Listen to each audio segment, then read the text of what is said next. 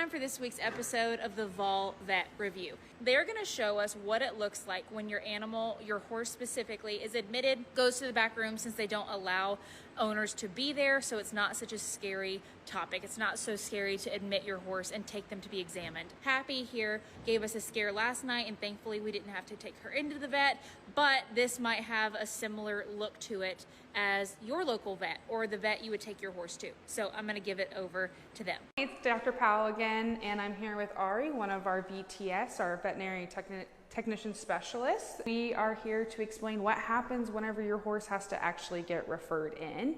We understand it's a very scary process, and since we don't allow people to come into the back, we want to make sure we show exactly what we will be doing. So to make it a little bit less scary for you guys, we're going to go ahead and let Ari kind of talk about the process. So when you arrive, our team will meet you outside, and we're going to divide into two different groups. So half of our team will stay with you, talk to you through the process, get a history, get your take on what's been going on. And the other half of the team is going to bring your horse into the back, into this room here.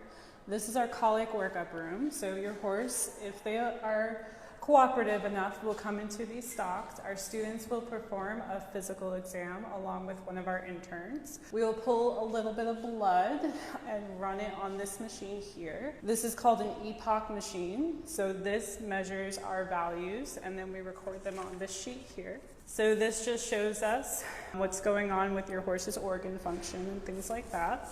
The first step after the physical exam is to perform an ultrasound exam. So we do what's called a flash ultrasound, and here we are looking at your horse's intestines. We're seeing how full their stomach is, and we're also looking to see if we can locate their kidneys. Depending on what we find on the ultrasound, we're going to progress forward. So another thing we do is we place what's called a nasogastric tube. This goes up your horse's nose, down their esophagus, and into their stomach. From there, we can try and get out fluid if the stomach is full of fluid, or we will give them water with this pump here.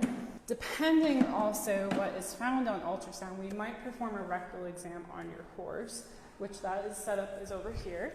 So this is what we call an OB sleeve. So what the doctor does is they put it on, okay? They bunch it up like this. They fill their hand up with OB lube, so it's nice and smooth for when they go in and palpate your horse rectally.